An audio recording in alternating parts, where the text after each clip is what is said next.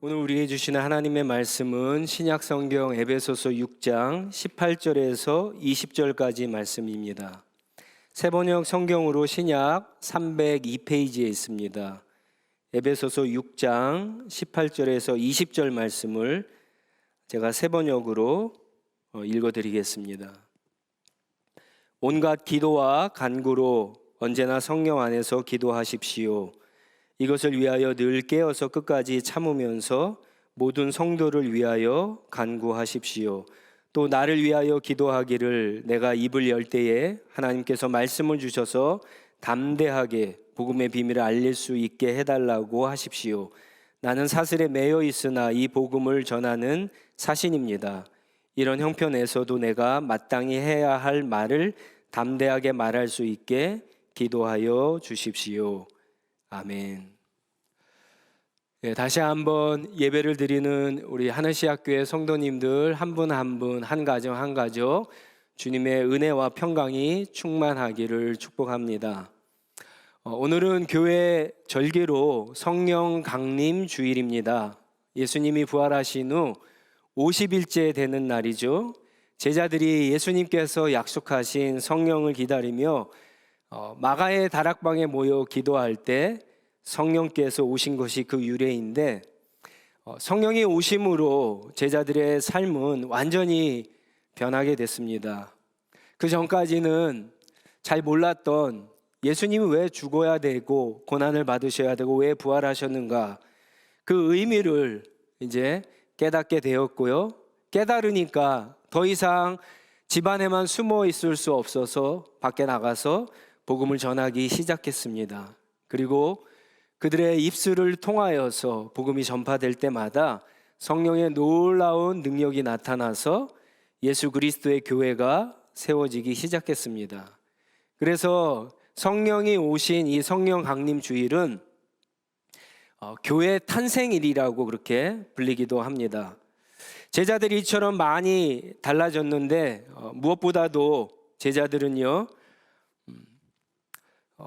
너희가 한 시간도 기도할 수 없느냐 그렇게 말씀하신 예수님의 꾸중을 듣던 제자들이 이제는 완전히 달라졌죠. 복음서에 나오는 예수님처럼 제자들이 이제 기도하게 되었습니다. 예수님의 제자들이 기도하는 사람들로 변하게 되었는데, 그 변화의 중심에는 성령의 임재가 있었습니다. 성령의 함께하심이 있었습니다. 그리고 그 성령께서는 오늘도 저와 여러분 가운데 함께하셔서 우리의 기도 생활을 새롭게 해주시는 줄 믿습니다. 오늘 우리가 읽은 에베소서 6장 18절 전에 보시면요, 오늘 우리가 사는 이 세상은 매일 사탄과 눈에 보이지 않는 치열한 영적 전쟁을 하는 세상입니다. 우리가 이 싸움에서 이기려면 하나님이 우리에게 주시는 무기로 완전히 무장을 해야 됩니다. 에베소서 6장 14절에서 17절 말씀에 나오는 6가지 무기가 있죠. 그것을 무장해야만 우리가 이길 수 있는데, 그런데 여러분, 중요한 것은 우리가 아무리 진리의 허리띠를 띠고 또 의의 흉배죠, 가슴을 이렇게 가리는 것으로 가슴을 가리고 평화의 복음의 신을 신고 믿음의 방패를 들고 그리고 또 구원의 투구를 쓰고 성령 말씀의 검을 가지고 전쟁터에 나가도 영적 전쟁에 질 수가 있다라고 하는 거예요. 하나님이 우리에게 주시는 그런 영적인 무기들로 무장을 하고 전쟁터에 나갔는데도 여러분, 질 수가 있다라고 하는 거예요. 왜 질 수 있을까요? 18절부터 이제 그 얘기를 하는 거예요. 기도하지 않으면 진다는 거예요. 기도하지 않으면 절대로 승리할 수 없다고 이야기합니다. 그래서 에베소서를 마치면서 사도 바울은 마지막 부탁이요, 오늘 우리가 읽은 말씀입니다. 모든 기도와 모든 간구로 언제나 성령 안에서 기도하라고 그렇게 권면하고 있습니다. 오늘 이 말씀을 가지고 성령 안에서 기도하는 것이 무엇인지, 그리고 왜 성령 안에서 기도해야 하는지에 대해서 우리가 말씀을 나누면서 저와 여러분의 기도 생활이 어떤가 한번 하나님 앞에서 다시 성찰해보는, 살펴보는 시간이 되기를 원합니다. 기도가 중요한지 다 알지만 기도하는 분들은 많지 않습니다. 아마 성경을 규칙적으로 읽는 것보다 더 어려운 것이, 더 하지 못하는 것이 하나님 앞에서 규칙적으로 기도하는 생활인 것 같습니다.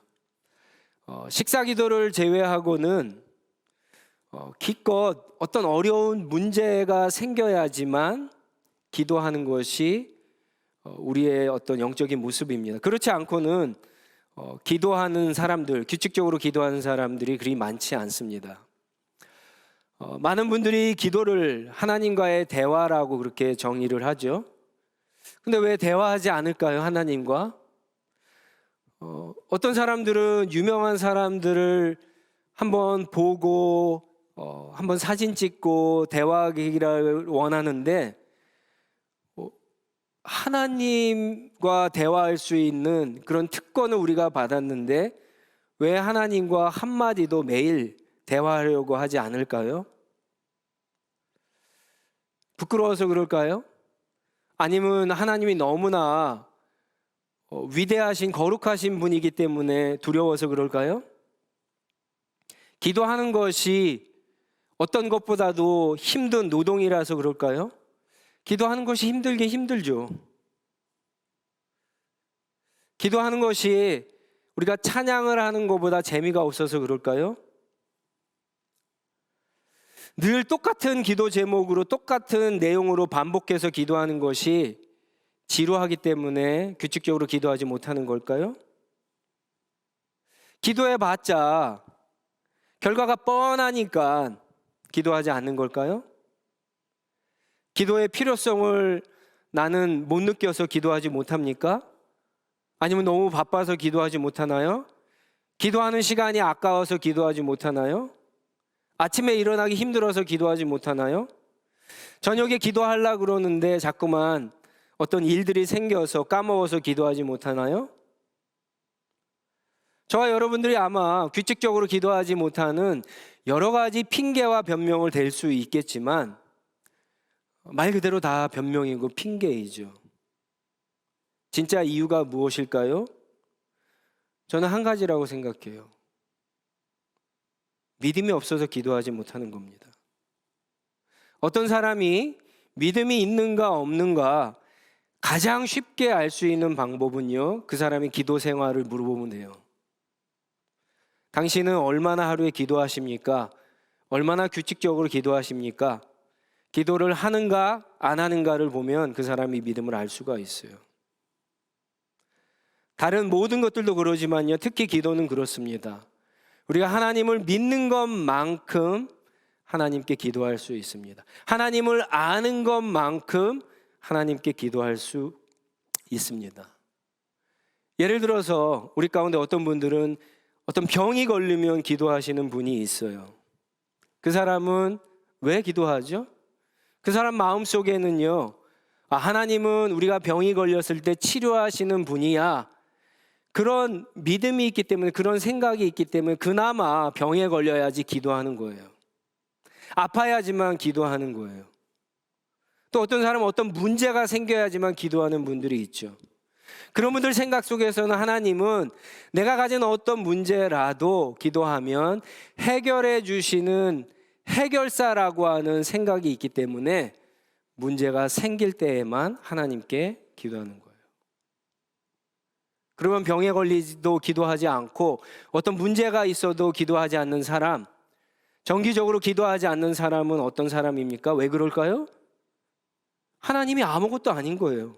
하나님에 대한 생각이 그들의 믿음 안에는 아무것도 없는 거예요. 그러니까 기도하지 않는 거예요. 심지어 아파도 병들어도 주변의 가족이 어려워도 형제 자매가 힘든 고통 가운데 있어도 중보하지 않고 기도하지 않는 거예요.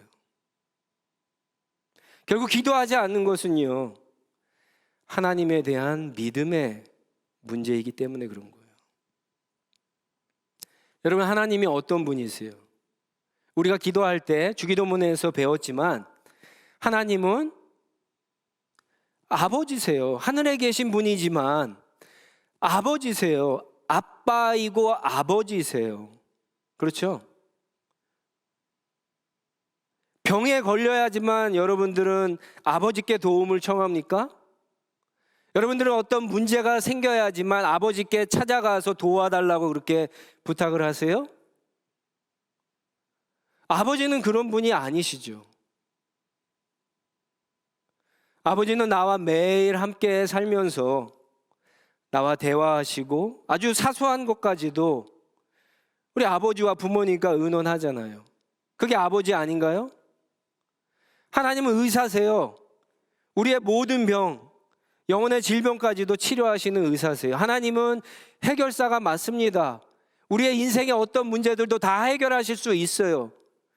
그렇지만 여러분, 거기에 머무르시면 안 되고 하나님은 무엇보다도 우리의 아버지가 되세요.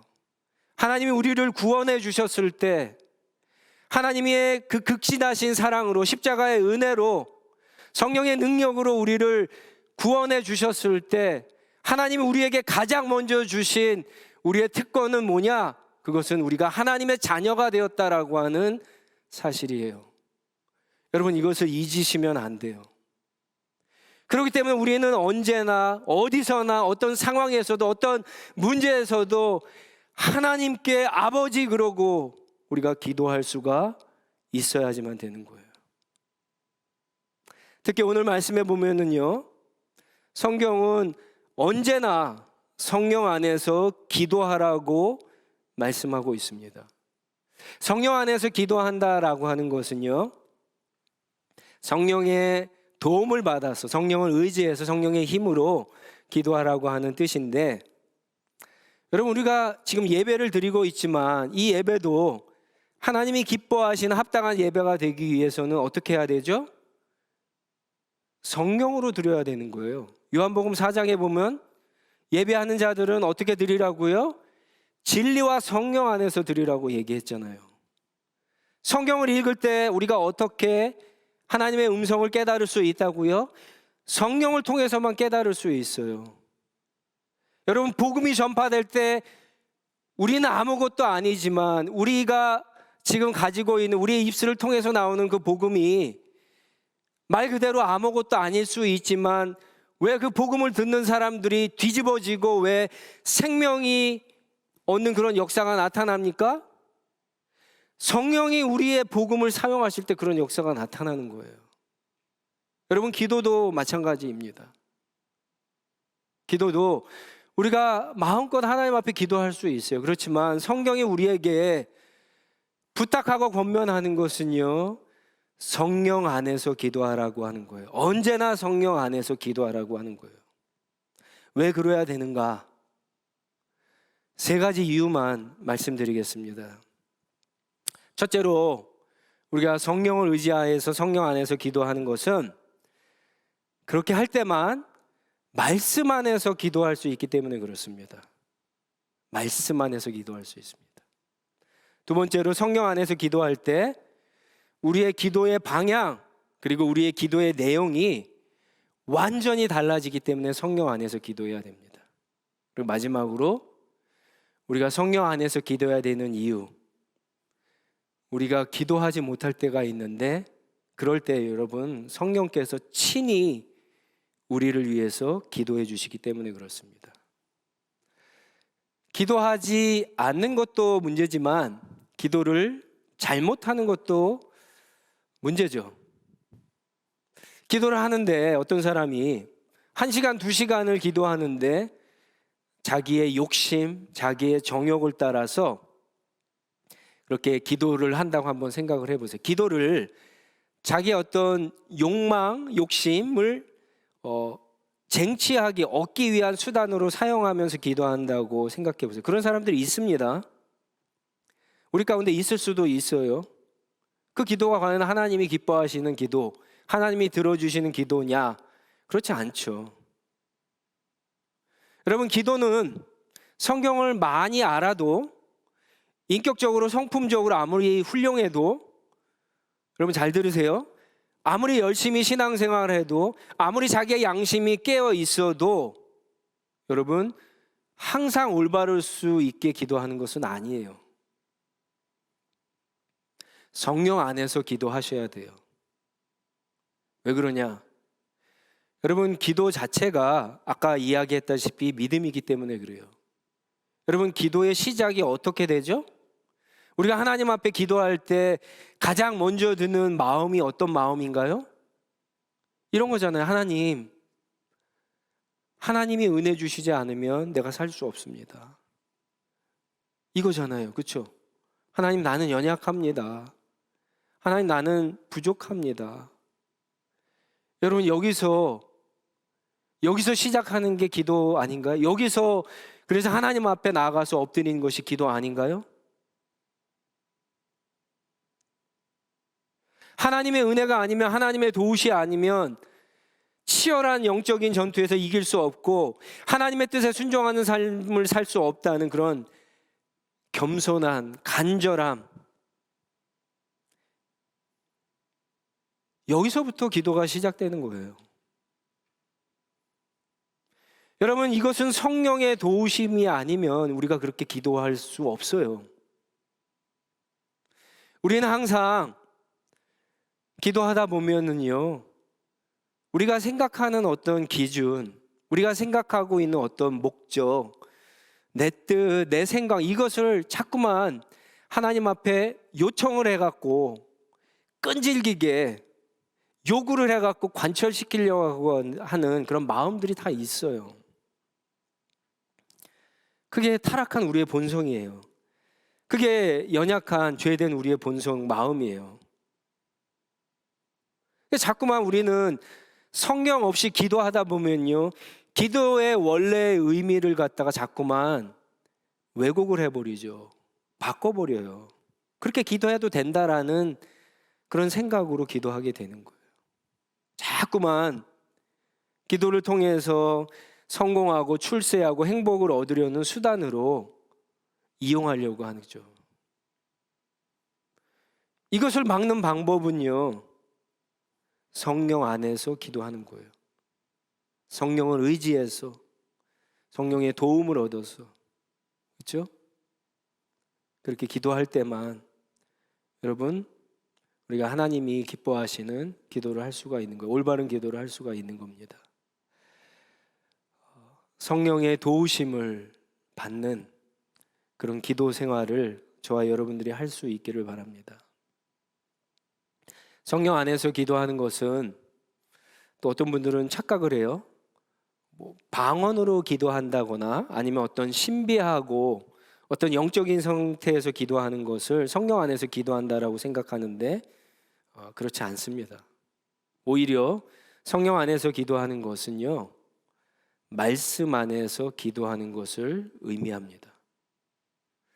여러분, 우리가 성령의 도우심을 받아서 기도할 때 성령께서는 우리의 기도를 어떻게 도우실까요? 성령님께서는 우리의 생각을, 우리의 마음을 어떻게 하나님께로 향할 수 있도록 도우실까요? 네, 성경을 깨닫게 하심으로, 성경을 떠올리게 하심으로 우리를 갖다가 도와주시는 거예요. 우리의 기도를 도와주시는 거예요. 우리가 처음에 시작할 때는 그래서 기도 안에 어떤 나의 생각, 나의 뜻, 나의 계획, 이런 것들이 있어갖고 시작했지만 성령의 도우심을 받아서 기도하다 보면은요, 이게 자꾸만 바뀌어지는 거예요. 이게 자꾸만 수정이 되고 고쳐지는 거예요. 그렇죠? 그래서 성령님께서 자꾸만 우리의 마음과 생각 가운데 전혀 생각하지 않았던 어떤 성경 이야기들, 어떤 성경의 어떤 중요한 단어들, 어떤 하나님에 대한 생각들, 이미지들, 문장들, 우리가 외웠던 성경 구절들을 갖다가 떠올리게 하시죠. 전혀 생각하지 않았는데. 여러분, 성령이 우리의 기도를 도와주시는 모습이에요, 그게. 아, 내가 생각하고 있는 거랑 다르구나. 여러분, 그러면 그때는 그거 붙잡고 기도하셔야 되는 거예요. 내가 생각한 어떤 생각들이 있지만 기도하면서 성령을 의지해서 기도한다는 것은요, 하나님의 성령의 인도하심에 내가 완전히 오픈한 상태로 기도를 하는 것을 의미합니다. 기도하다 보면 어떤 일들이 있습니까? 그래서 너무 우리의 생각이 달랐을 때 하나님 우리에게 야, 너 왜 그러니? 그런 음성도 우리 마음속에 주실 수 있어요. 꾸중하시고 책망하는 그런 거 있을 수 있어요. 어떨 때에는요, 경고하는 그런 생각도 마음도 우리에게 주실 수 있어요. 때로는 우리에게 위로도 주시죠. 당연히 용기도 주시죠. 그래서 우리의 기도를 방향을 바꾸시고 또 우리의 기도를 새롭게 하십니다. 우리의 내용을 수정시켜 주세요. 내 뜻에서 하나님의 뜻으로, 그리고 내 계획과 방법에서 하나님의 계획과 방법으로 그렇게 바꾸어 주십니다. 성령께서는 단순히 우리가 성경을 읽을 때에만 여러분 그렇게 깨닫게 해주시는 것이 아니라, 여러분 더 어떻게 보면은 많은 어떤 그런 경건 서적들이나 이런 데 보면 많은 신앙인들이 고백하는 것처럼 성경을 읽을 때보다 어떻게 보면요, 성경을 읽고 그 말씀을 가지고 하나님 앞에 기도하고 묵상할 때 오히려 성경의 진정한 의미, 생각, 뜻, 어떤 인사이트가 떠오를 때가 훨씬 더 많습니다. 그래서 성령 안에서 기도하라고 하는 것은 또 다른 얘기로는요, 하나님의 말씀을 근거로 말씀을 붙잡고 기도하라는 말과 똑같은 말이기도 해요. 여러분, 정말 하나님이 기뻐하시는 기도하고 싶으시죠? 우리의 기도의 방향과 우리의 기도의 내용이 지루하지 않고 좀 달라지기를 원하시죠. 그러면요, 말씀을 붙잡고 기도하시면 돼요. 성령을 의지하고 기도하시면 됩니다. 두 번째로, 성령 안에서 기도한다는 것은 우리가 무엇을 위해 기도해야 할지를 또한 알려주시기도 합니다. 사실 우리가 평소에 기도하는 내용들을 보면요, 한 6가지 정도로 압축이 되는 것 같아요. 뭐냐? 가정, 그렇죠? 어떤 학업의 문제죠. 어떤 가정이나 아니면 우리 청년들 같은 경우 어떤 연애 문제, 결혼의 문제 하나, 또 하나는 뭐 회사 다니는 사람들, 직업적인 측면에서 보면 어떤 비즈니스, 직장, 그리고 공부하는 문제, 그리고 또 살아가다 보면 어려움을 당하죠. 그래서 어떤 인생의 어떤 어려움, 위기에 관한 문제, 그게 하나 있고, 또 이 기도도 많이 하죠. 어떤 재정적인 먹고 사는 문제, 그렇죠? 그리고 미래에 대한 문제, 불확실하니까 이런 거 기도해요. 뭐 어떤 건강의 문제와 인클루드 돼서, 그리고 마지막으로 우리의 신앙에 대한 문제에 대해서 이렇게 기도합니다. 한 대략 6가지 정도 돼요. 이런 문제들을 가지고 평생 기도하게 됩니다. 그런데 문제는 항상 이런 문제들을 가지고 기도하다 보면은요, 기도가 지루해질 수 있습니다. 이 기도 제목들이 중요하지 않다는 것이 아니에요. 여러분 오해하시면 안 돼요. 이 문제들이 중요한데, 이 문제들을 가지고 기도하다 보면은요, 반복해서 기도하다 보면요, 지루할 수가 있어요. 마치 앵무새가 한 말 또 하고 또 하고, 성경의 말씀처럼 중언부언하는 기도 있죠? 그런 기도를 하다 보면은 지루한 기도가 될 수가 있어요. 기도도 성장을 해야죠. 기도에 어떤 영적인 단계가 있는데 맨날 밑에서만 여러분 평생 기도한다고 생각해 보세요. 지루하죠. 재미없죠. 기대감이 없죠. 새로움이 없으니까. 기도도 성장을 해야죠. 이렇게 기도했다가 한 1, 2년 기도하다 보면 그 다음 단계로 계속 성장을 해야지. 하나님 앞에 기도하고 대화하는 것이 얼마나 얼마나 특별한 은혜인가 깨닫게 돼서 그 은혜의 우물을 더 깊이 파려고 노력을 하죠.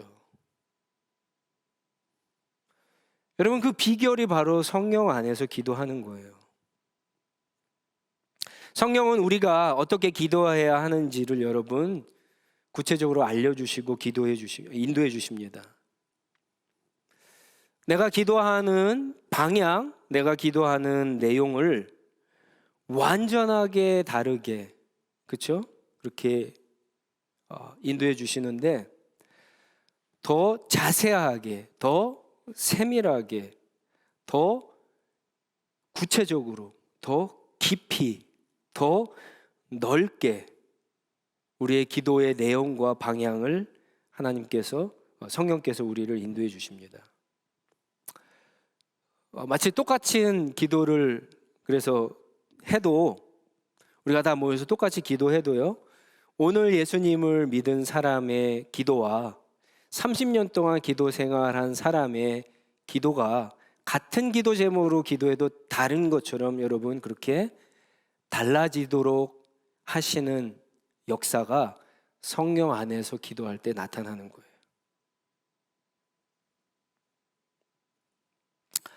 우리가 성경을 읽을 때 하나님은 어떤 분이시고 어떤 일을 했는가를 발견하기도 하지만, 사실은 아까 얘기한 것처럼 성령께서는요, 우리가 기도하는 가운데 우리가 깨달았던, 읽었던, 외웠던, 생각하는 그러한 하나님이 어떠한 분인가, 하나님이 하신 일들에 대해서 여러분들 더 그 의미들을 더 자세하게, 분명하게, 구체적으로 깊이 우리에게 깨닫게 해주심으로 여러분 기도의 방향과 내용이 더 정확하고 구체적으로 세밀해지는 거예요.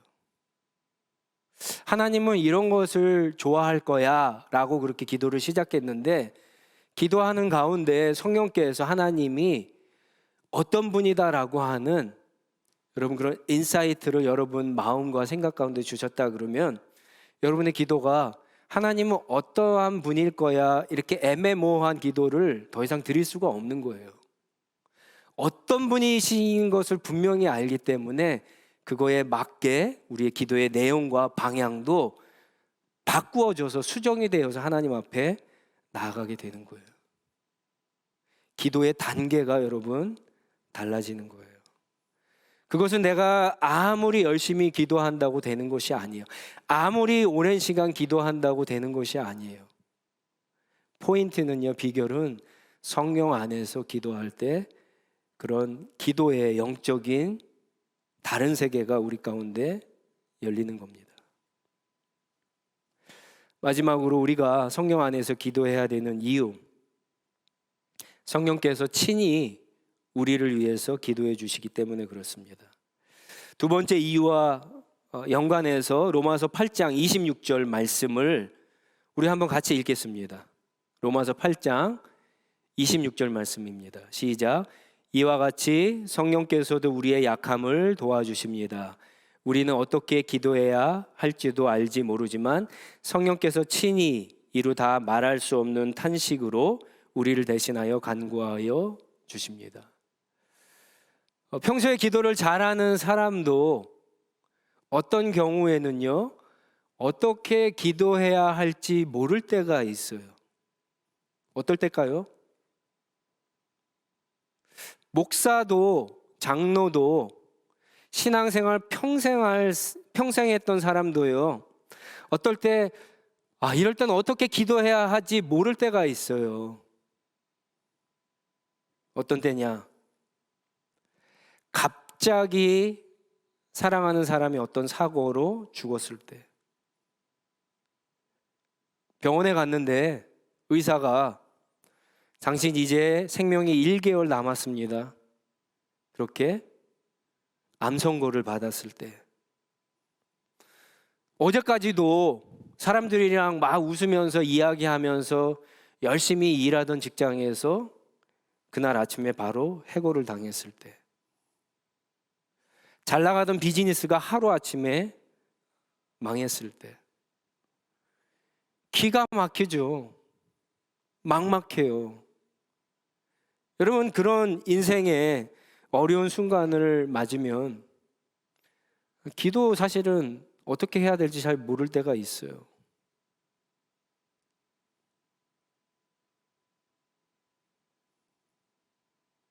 너무 하나님 앞에 큰 잘못과 죄를 지었을 때 어떻게 어디서부터 하나님 앞에 회개해야 될지 모를 때도 있어요. 여러분, 그때 성령님께 도와달라고 성령을 의지해서 기도하면 어떤 역사가 나타난다고요?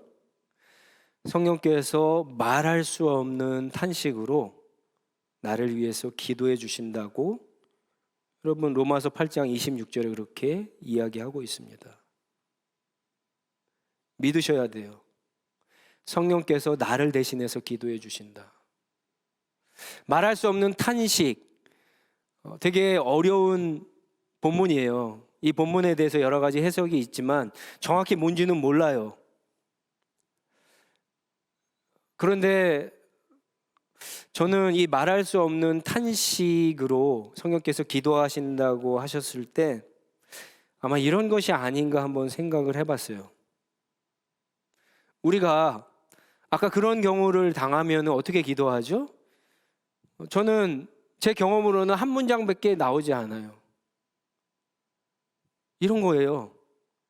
하나님 살려주세요. 하나님 살려주세요. 하나님 도와주세요. 여러분, 이 기도밖에 나오지 않잖아요. 저는 성령께서 성령을 의지해서 기도할 때 우리 마음에 주시는 말할 수 없는 탄식이라는 것이 이 고백으로 흘러나온다라고 생각을 해요. 갈라디아서 4장 6절 말씀에 이런 말씀이 있습니다. 갈라디아서 4장 6절 말씀이에요. 그런데 여러분은 하나님의 자녀입니다. 자녀이므로 하나님께서 그 아들의 영을 우리 마음에 보내주셔서 우리가 하나님을 아빠, 아버지라고 부를 수 있게 하셨습니다. 여러분, 어느 때 아빠, 아버지를 간절하게 부르시나요? 이럴 때 아닌가요? 이럴 때? 이럴 때 아닌가요? 다른 때는 잘 몰라도 이럴 때는 아버지 살려주세요, 아버지 도와주세요 이렇게 부르잖아요. 성령의 도움을 받아서 그렇게 기도하라고 하는 거예요. 성령이 우리를 도와주시고 그렇게 친히 우리를 위해서 기도하신다라고 하는 거예요. 여러분, 그런 순간에는 논리적으로 어떻게 길게 아름답게 하나님 앞에 기도 못합니다.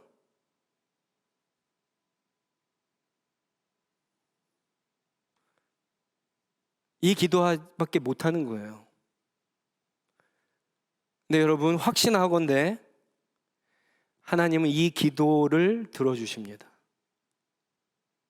그리고 우리를 사랑하셔서 아들 예수 그리스도 십자가에 내어주시기까지 한 그 하나님의 마음을 움직일 수 있는 우리의 기도, 우리의 호소도 이것만큼 강력한 것은 없습니다. 아무리 내 자식이 그렇게 말을 안 들고 속을 썩여도 이 자식이 지금 죽어가요. 어려워요. 힘들어요. 그래서 마지막 힘을 다해서 아버지라고 부르고 도와달라고 살려달라고 하는데 여러분, 그 마음이 움직이지 않는 아버지가 어디 있겠어요?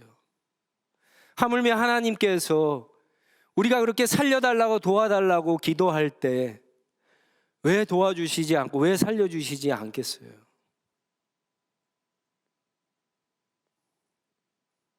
성령을 의지해서 기도할 때 이 기도를 할 수 있는 거예요.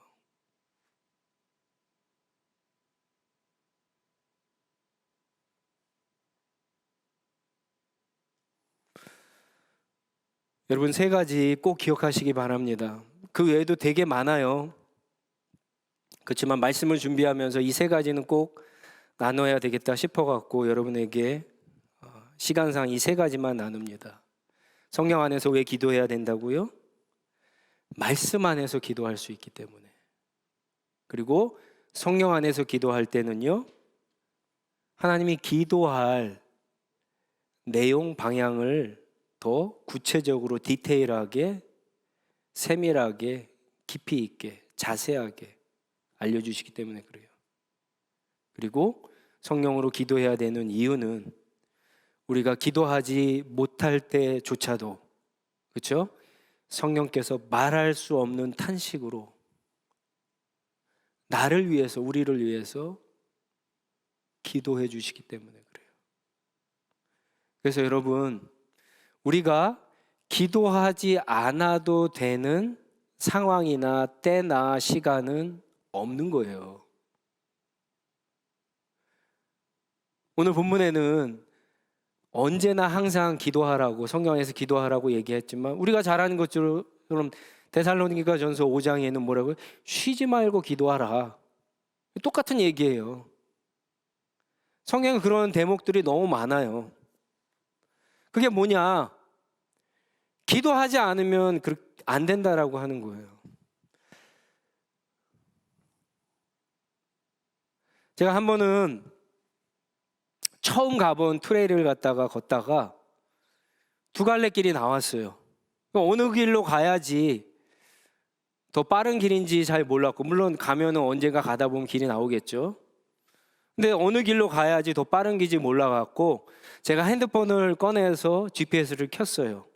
그래서 길을 찾아간 적이 있는데, 여러분, 아무리 GPS가 있어도 길을 못 찾을 때가 있어요. 집으로 못 갈 때가 있어요. 아무리 아무도 없는 사막에 내가 물이 있고 GPS가 있어도 여러분, 그 사막을 벗어나지 못할 때가 있어요. 집으로 못 갈 때가 있어요. 어떨 때일까요? 힘이 다 빠졌거나 여러분, 다리가 부러지면요, 갈 수 없어요. 사막에서 죽는 거예요. 힘이 다 빠지면 움직일 수가 없는 거예요.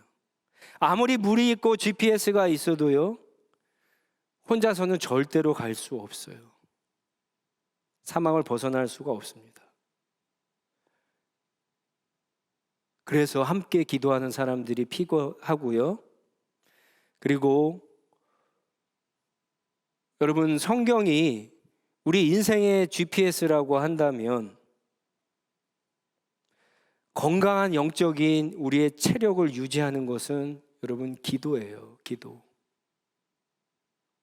그래서 기도하지 않으면 아무리 성경을 많이 알아도 제대로 사용하지 못하고 써먹지 못하는 거예요. 오늘 본문 말씀 전에 아까 6가지 하나님의 무기들로, 여러분, 이 무기 하나하나 얼마나 강력합니까? 근데 이 무기를 다 갖추고 있어도요, 질 수 있는 이유가 바로 거기에 있는 거예요. 힘이 없으면 소용이 없는 거예요. 체력이 안 되면 그 무기들을 다 온전하게 사용하지 못하고 결국은 영적인 전투에서 질 수밖에 없는 겁니다. 그래서 여러분, 기도하셔야 돼요. 나를 위해서 기도하시고, 가정을 위해서 기도하시고, 우리 공동체 형제 자매들을 위해서 기도하시고, 그리고 하나님이 다스리는 이 세상 위해서 기도하셔야 돼요. 기도의 자리는 개인적인 자리이기도 하지만 여러분, 우리가 지금 대화하고 있는 하나님은요, 우주보다도 더 크신 하나님이에요. 그래서 하나님과 기도하고 대화하고 의논할 때는 더 큰 문제를 가지고 하나님 앞에 기도도 하셔야 되는 거예요. 네, 여러분, 기도가 넓어지고 깊어지면 세계 평화를 위해서, 지구 반대편을 위해서 또 여러분 더 기도하셔야 되는 거예요. 그러나 무엇보다도 여러분, 우리 안에 이미 계신 그 성령님의 도움을 받아서 항상 언제나 매일 기도하시는 저와 여러분들이 다 되시기를 주님의 이름으로 간절히 부탁드립니다. 우리 한번 같이 기도하겠습니다.